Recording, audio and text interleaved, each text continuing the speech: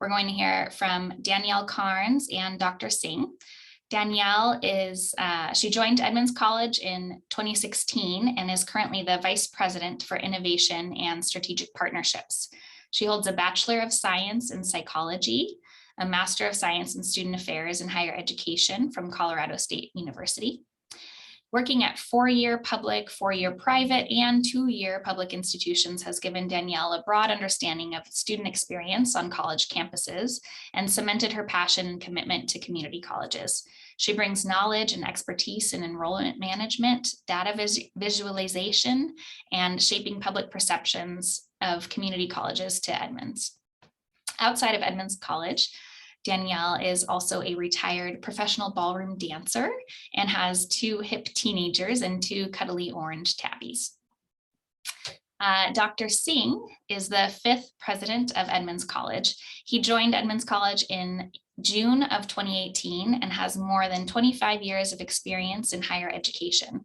Before coming to Edmonds College, Dr. Singh served as a provost and senior vice president, chief academic officer, dean, assistant dean, and full-time faculty at 4 different community colleges in 3 different states, and as an adjunct faculty at 3 universities. Dr. Singh has completed the Management Development Program offered by Harvard Graduate School of Education and the Presidential Fellowship offered by the Aspen Institute in collaboration with Stanford University. Dr. Singh holds 4 graduate degrees: a doctorate in economics, a master's in finance, a master's of business administration, and a master's in economics.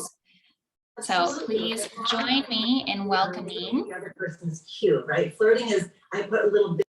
Please join me in welcoming Danielle Carnes and Dr. Amit Singh. Thank you, Erica. Good to see everyone. I see a lot of people that I already know. In fact, most of you seems like I have met before. I know you from somewhere. So today, Danielle and I will be presenting about Edmonds College.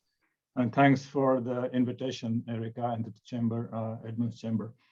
What we're going to do is, I know we have 45 minutes, but I think we're going to speak for about 25 and leave more time for Q&A. So that's the most interesting piece of, I think, for today, answering what you want to hear and what you want to know than what we want to present. But before that, I think we're going to do a quick overview of the college, because you may be already familiar, but it's good to again remind what Edmonds College does, our scope of our offering and so forth. But then the focus will be more on the future, what we are thinking, why we are thinking, and why we want to move ahead and the direction that we're going to take. So with that, Danielle, next slide, please. So I want to start with our Board of Trustees. I want to thank for their service. We have 5 wonderful trustees from all different industries, from nonprofit to corporate world and so forth. And I see their picture on their name on the screen. I know at least Trustee Zopora is here, so thank you for attending. And these trustees are not unpaid positions, and they serve because they love their community, they love the college, and they want to make a difference. So I just want to thank them and acknowledge them for their service to the college. Next slide. So this is our offering, and I would say it's pretty comprehensive offering at Edmonds College, from pre-college, from high school, all the way now to 4-year degrees and everything in between.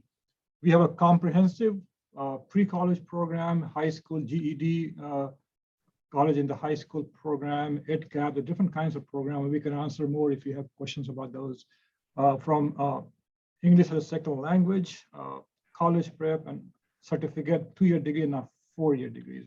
I know you have a slide on a 4-year degree, so I'm going to talk about those in a minute. So again, comprehensive offering, pre-college to now 4-year degrees. Next slide. Okay, here are 4-year degrees now. So we have now 5 degrees that approved, and either we are offering or will be offering. The first one, Child, Youth, and Family Studies, is something, our first 4-year degree at Edmonds College. We started offering about 5 years ago or so. But the next 4 I think we're going to offer 2 of them this fall, and then another 1 or 2 next year. It got somewhat delayed because of COVID, but we are pretty much I would say almost on schedule, although a year behind for these programs. And these are not just any program. These are, I would say, cutting edge program based on the need of the community. It's not that we wanted to offer, it's what our industry wanted us to offer. So it's a wonderful collaboration with our community partners for these programs. Next slide. And actually, real quick, before we go forward, I would say too, offering Bachelor of Applied Science degrees is new for community colleges. And as we go into this space, it's what drove us to change our name. So if you're familiar with Edmonds Community College, we became Edmonds College last year because we're now offering 4-year degrees. Thank you, Danielle. By the way, the second one is more like computer programming. That's what this second one is about. Yeah. So I say we are a kind of complicated institute of higher education because we offer pretty much everything from on-campus housing to we have a Head Start program. We are the only one to offer this comprehensive Head Start program in Snohomish County. We have about 9 off-site locations that we have throughout the county. Of course, the high school completion program I talked to you earlier. Dual enrollment is a number of different things. One is a running start when you can stay in the high school and take the courses with us for both your high school and the college credits. We have a program at Monroe Correctional Complex, which is for the inmates who are, there's 4 different units in that Monroe complex. And we offer a program for pretty much all of those different units, all the way from high school diploma to 2-year degrees. And we also have some certificate. It's a wonderful program. It's a life-changing experience for them. When they come out, they can have much more meaningful life and much more productive citizen for the society. So we have Veterans Resource Center. We established a few years ago and serves close to 200 people every year. Center for Family, that's our on-campus, I would say, daycare facility, and some other things. Okay, next slide. So our enrollment, as anywhere else, is declining for international. We used to be close to 1,200 and then 1,500, I would say 6-7 years ago. And it's been declining for a while. It's not just us, everywhere. And of course, COVID-19 made it much, much worse. So the good news is we're seeing some uptrend now. People are, as we open up our economy, our countries, a different part of the world, we're seeing some more interest in coming to US for study, but it's been affected quite a bit because of the pandemic. Next slide. Just a quick rundown on our stats. We serve 14,000 annually. Its number is unique, unduplicated. Now, again, we have gone down from 17,000, 18,000 in the last 3 years because of what's happening with the virus. But just a quick rundown of our numbers. I'm not going to read those, but next one, Daniel. And if you have not seen this building, I will invite you to come in and contact us. We'd love to show you our new science building called Hazel Miller Hall. Thanks to the Hazel Miller Foundation, we got funding from them plus state funding, and we opened the building in fall of 2020. Right? Yeah, fall of 2020. So it's been 2 years. We opened during the pandemic. So for a while, there was not much activity, but now we are offering some hands-on classes right now in this building, science labs and so forth. So there are some activity now, and we hope to get back to normal soon. But it's a beautiful building, 70,000 square feet, state-of-the-art building, I would say. Next one. Actually, Dr. Singh, what programs are in Hazel Miller Hall? Is that a quiz for me? No, just kidding. Yeah, so STEM meaning also science, all science programs, physics, chemistry, and bio, and we have labs, chemistry, and also math, plus our nursing, health science program. So our LPN program is in that building as well. Thank you, Danielle. How did I do?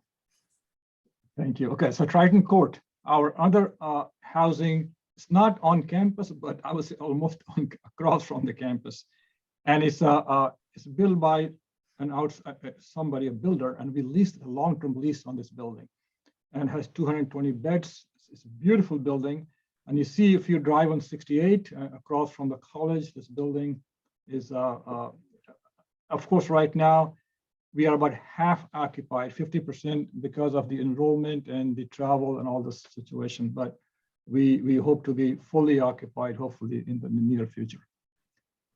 Next one. So now we're going to talk about more of future, what's happening, what we're thinking, where we're going, and we call that leaning into future. And Danielle, next one. All right, I'll let you talk about this one. Sure, yeah. So thank you, Dr. Singh. This standing still is a new going backwards is sort of just a nod to everything around us is changing so rapidly. And I think, COVID, of course, has shown us that more rapidly than maybe we wanted to see it.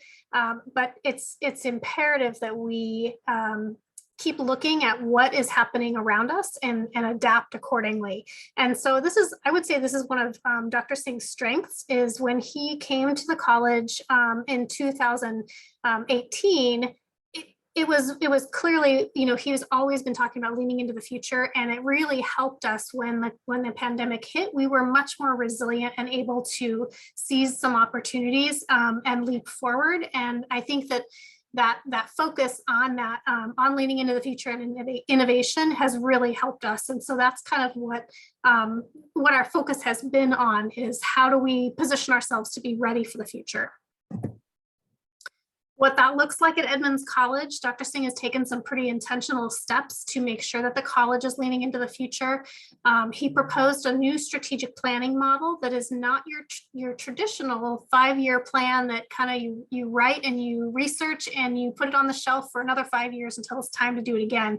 He really encouraged us to think about the idea that opportunity doesn't knock once every 5 years. And innovation is always happening all the time. And we needed a plan that would be able to, respond and adapt in the moment when opportunities presented themselves. So we have a strategic planning model that's called the comprehensive plan. And it has 2 sides. It's got your traditional operational planning where you're making improvements as you go every single year, and continuous improvement. And then we have an innovation side of the plan, which is leaps forward in things that we aren't yet doing, but maybe we should be thinking about, we should be looking at, we should be looking into. That those things go on the innovation side of the plan. And then the plan is refreshed every year annually. So our goals stay the same. Our strategies may or may not change each year, but the action items that move us toward our desired future, those are updated every year. My position is also evidence of this new focus on leaning into the future and innovation, which happened pre-pandemic. So my role is Vice President for Innovation and Strategic Partnerships. And Dr. Singh is invested in that position, but also in my division and my ability to look at what's on the horizon and what are the trends that are happening in industries and what's coming down the pike that we should be watching as a college and as a leadership team to help us get ready for tomorrow's students and tomorrow's workforce and tomorrow's employer needs. So I think that those pieces are really intentional on his part. We launched an Idea Lab, which is a think tank for faculty and staff to participate in to help us with that, keeping looking out there and seeing what's next for academic structure, academic delivery, and programs that we should be thinking about, and what do students need and what do employers want and how do we shift. And so it's a think tank for us to develop ideas, pitch them to the leadership team, and then the leadership team picks up usually at least 1 or 2 of those ideas, and they become part of our comprehensive plan. And he has not only just said, we're going to make these things happen, but also put funding and time for people to put toward these. So it's not just one more thing on everybody's plate, but he's actually backing it up with resources and time to be able to spend on innovation activities. So because of that, we're changing the culture at the college to be able to embrace innovation, really talk about how do we do things differently, how do we listen to what our customers need, our stakeholders need. One of Dr. Singh's favorite phrases, you may have heard him say this, but it's that our purpose is to provide value to our stakeholders. And when that changes, value changes all the time of what's valuable to students, what's valuable to you as community members or business owners changes. We're there to respond to that and to be able to be nimble and adaptable enough to meet you where you're at. So that's part of changing the culture of our campus. And one of the other big things we're doing is we're launching a Center for Innovation and Entrepreneurship. So I know I saw David here in the audience, so hopefully he'll be able to wave and say hello later on. But David is the director of our Center for Innovation and Entrepreneurship, which supports new business or people that want to start a business in pursuing what that could look like in terms of starting, scaling, small batch manufacturing, production, different business techniques to kind of get your show on the road. Go ahead, Danielle. This is also yours. Okay. So I think it's, and how do we do that? I think a lot of people ask me, how do you start changing the narrative around innovation? And part of it is that it's around change management, right? So you probably have read lots of articles around change management. And the old narrative is that change is coming. Change is a thing that's going to come and then it will stop and go away. And so people tend to prepare for change by taking cover, or they're going to survive it and then it will be over and it will pass like a storm. And it tends to put people in a fight or flight state, and it feels risky. It feels scary to people. So we're trying to change how people see change. And if we can help them to see it as it's a constant thing, it's never going to go away, right? So we know that this is the case with technology. It's always changing. You're always keeping up with the latest, what's new. And this is it is an opportunity to train for it. It's an opportunity to flex our muscles for resiliency and embrace it. And it's also an opportunity to, from a business perspective, it often change comes with the opportunity to leap ahead. So if you're ready for that and you're looking for it, then you're in a much better position to respond. So an example of this, just recently, this article came out, and you'll have the slide deck, so you can click on the articles and go read them. But Dr. Singh asked our leadership team to read this article called Building a Risk Immune System. And really the punchline is around just being adaptable and ready to respond when crisis hits. So it's written from the perspective of, okay, now we've all gone through COVID. We've all been like first responders in terms of our businesses of how do we deal with this. But his point was there's going to be another something in the near future. Something will happen to change the way that you do business or change what you're offering to customers and to stakeholders. And so how do you build your immune system so that any risk or any change that's coming, you can be ready for it? So and this is another way that, Dr. Singh is just continuing to build our own muscles around making sure that we are ready. And the article basically is talking about just making sure that leadership and communication channels and all of the preparatory things you can have in place. When stuff hits the fan, the more your basic structures are in place to respond, the better off you're going to be, the stronger your immune system. This is a slide. So I get to lead the Idea Lab every year. And this is a slide that I use in my 101. Innovation 101 is Thinking Like a Futurist. It's also an article that's linked down in the corner. It's all about change readiness, interconnection of events, because everything impacts everything else. So you have one change in an industry that seems unrelated, but it probably has an impact on another industry. Waves versus currents. This for me is an important concept of, things can be flash in the pan or they can cause waves and make you pay attention to something in the short term. But what you really want to take notice of is if there's a current, if there's a movement of change, that will be the staying power of something that's moving in a direction that you want to pay attention to with your business. Waves are a little bit more, they come and they go. So being able to distinguish those is important. Strategic foresight, being able to read the signals, watch for signals. There are market signals all around us. One of the big ones that I talk about when I use this slide is Apple and IBM recently came out, or not recently, it was like last year, have said, we may not need a degree anymore. We might take applications and you don't need a degree, you just need to show us that you can do the job. We want to do a technical interview. If you can prove that, we don't need the degree. That has huge market signals for all of higher education, because it signals to us that what we offer might not be as relevant, right? So we are in a position to have to figure out, okay, how do we stay relevant? How do we offer something that's of value to our stakeholders, both the employers and the students? All right, so I'll take this one. So I know Danielle said a few good things about me, and for that, Danielle, I'll buy you a cup of coffee. But really, I want to give the credit to all our trustees, our faculty and staff, our community partners for the collective effort. And that's what's helping us move forward. So again, a great group of people, employees, our leaders, and our community partners, what making a difference. So I just want to thank you, acknowledge, and say thanks to all of you also. So this is what Danielle said earlier, our new comprehensive plan. And she already explained to you, so I'm just going to say briefly, if you look at normally any higher education strategic plan, it looks more like a glorified operational plan. You will not find anything strategic about that. So we call strategic planning, and we put the focus on planning, forget about the strategy part. What you want to have is more strategy and not just spend all your time on planning piece. And that's what I found missing in all my previous jobs. So we changed something here now.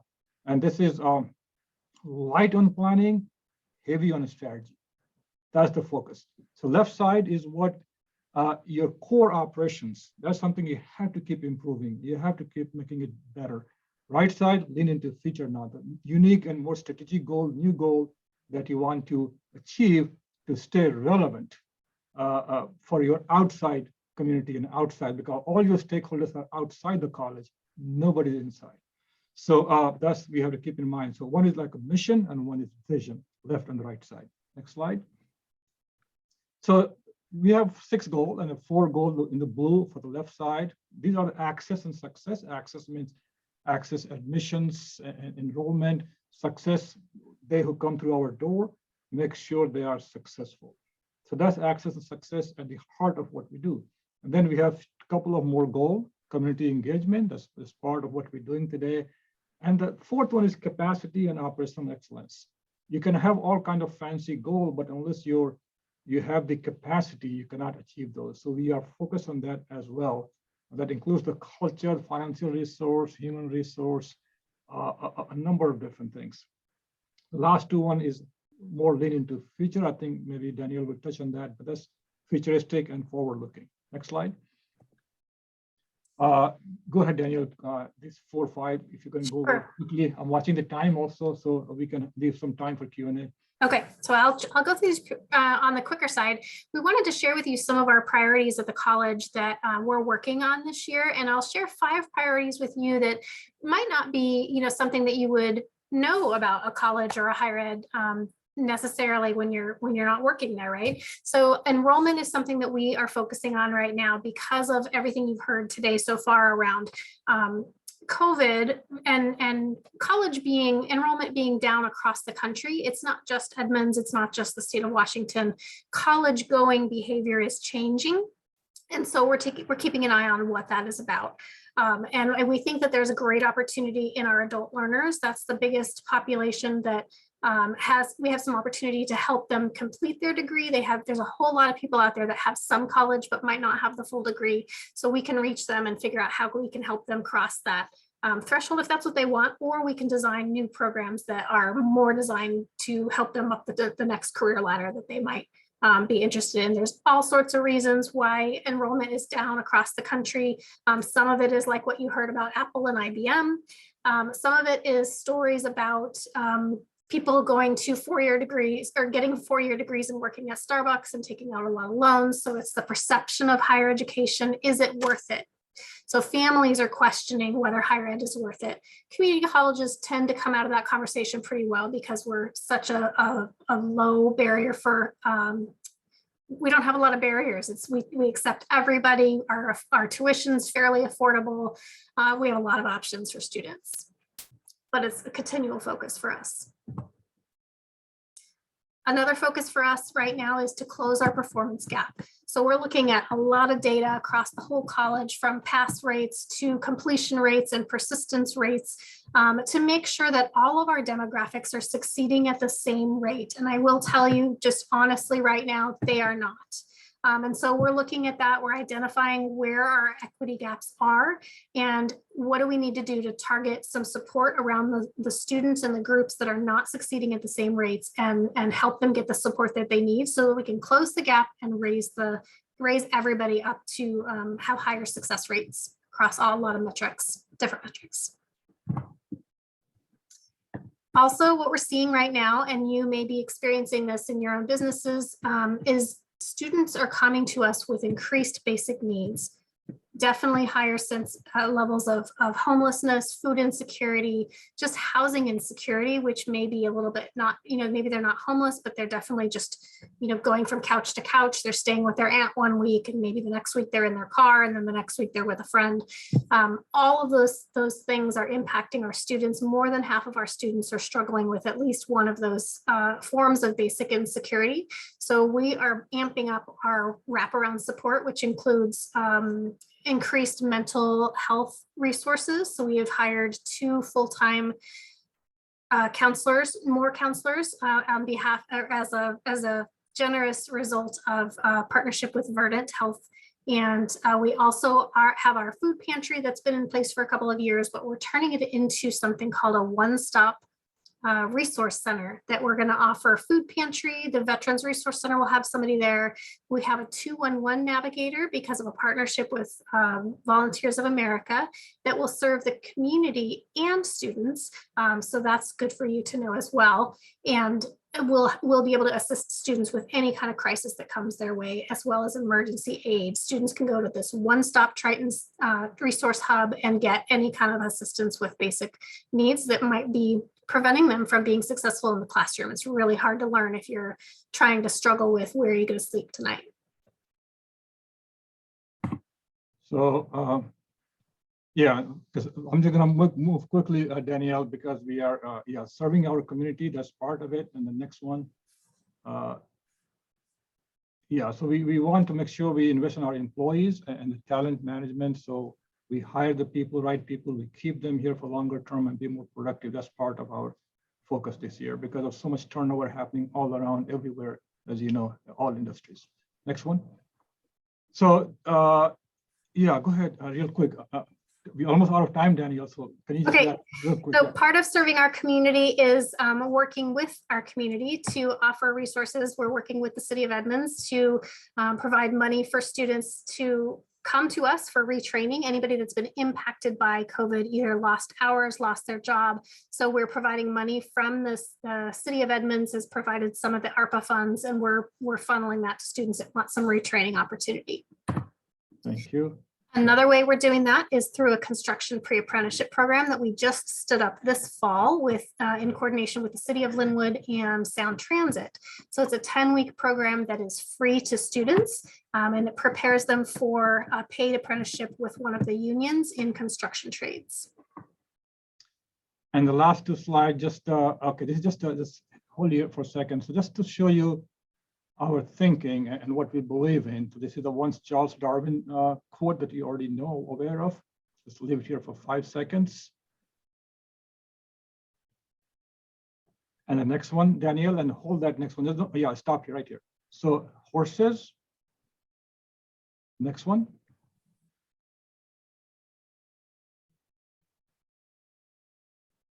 That says it all. We want to create dust, not eat dust. With that, let's stop sharing and we can answer any questions now.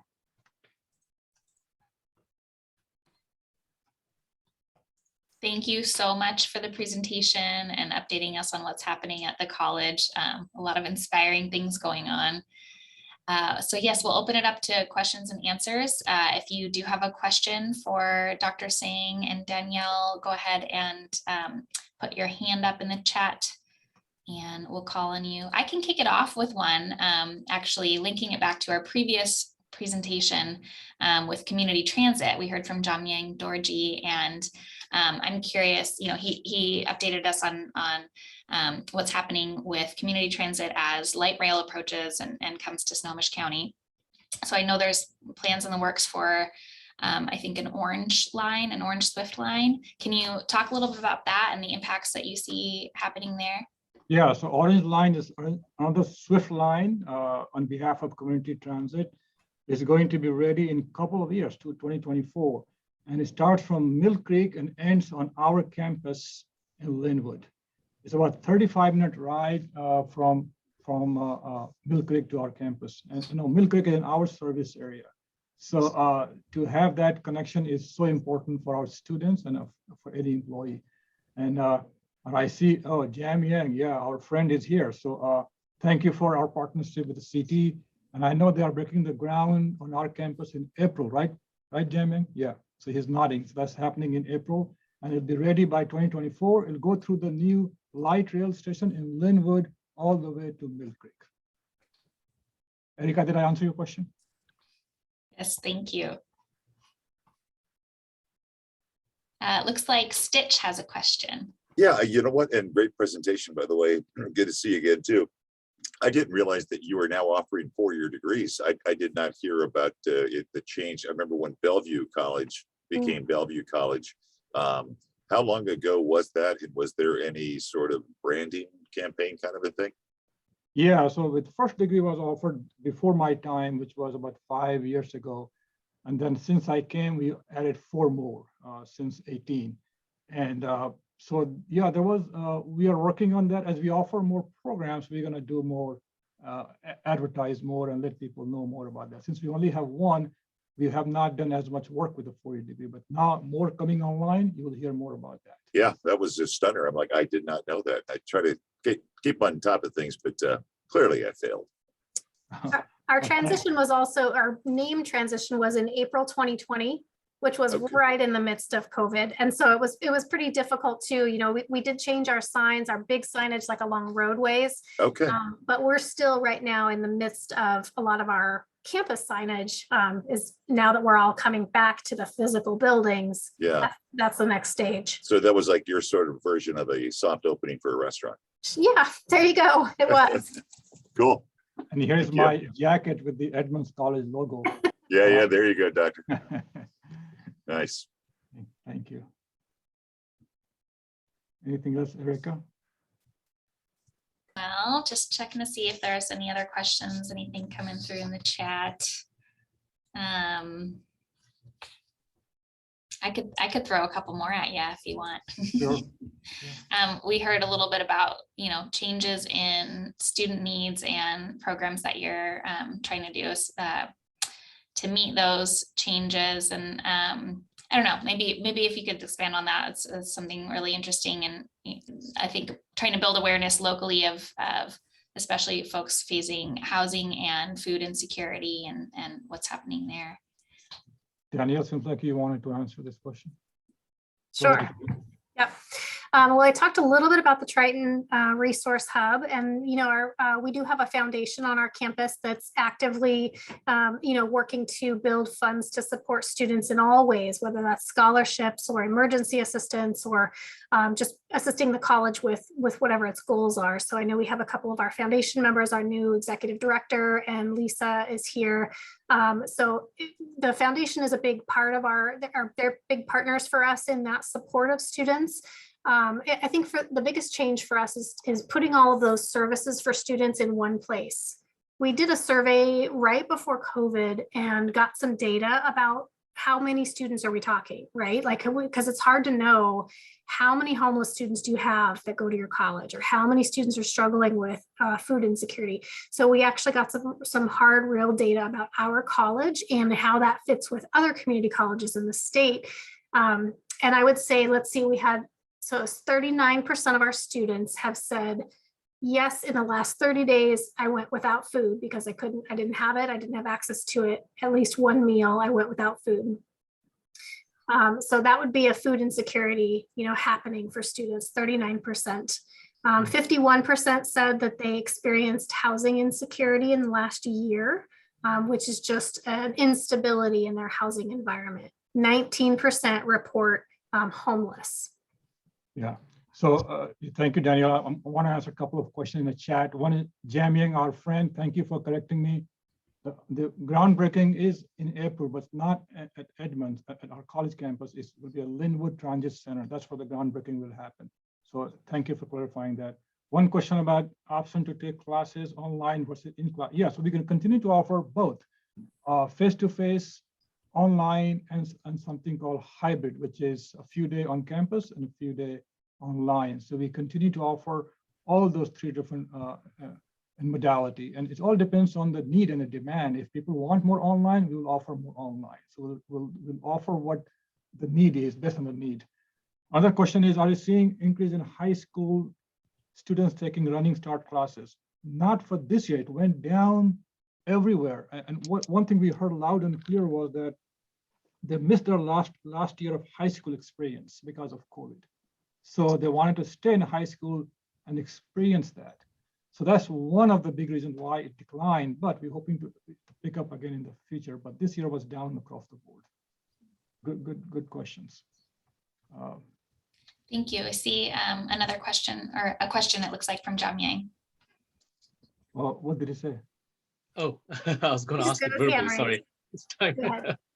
I was wondering, great presentation, by the way. Sorry, I missed the beginning part of it, but I was wondering if you guys had any data that showed that given the pricing of affordability of houses and places to live in, if there was any data that showed where students were coming from. Were they coming from further distances away because they can't live close by, or is it sort of static? People live in the area and then they sort of come to Edmonds, even though there are options with other colleges around those other neighborhoods as well. And then the other question was the employer gap. I feel a lot of students, when they go back to college or when they go to college, they're going for a particular skill or a trade.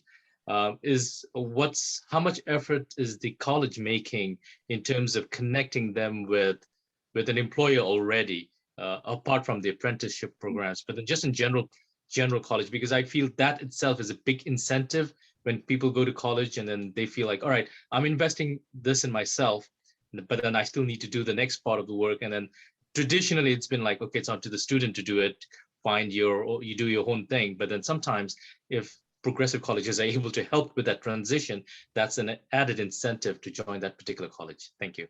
I already forgot your first question, Jamie. No, I'm just kidding. You said, so yeah, how many people coming from our area? So 85% of our students come from 8-mile radius.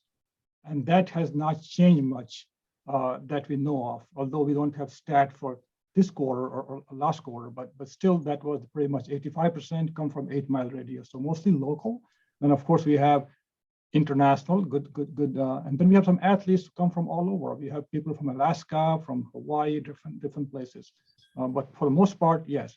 The second question was about connecting with employers. Yes, we are doing that. And Danielle, you can talk briefly about watching time 1:16.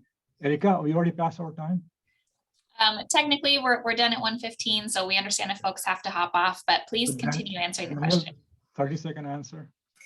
Sure. Yeah, we've got a couple ways that we do that. We do have a Career Action Center, and Penny is here, and she helps connect students with internships and help with getting their resumes ready and interviewing skills as they head out to the job market.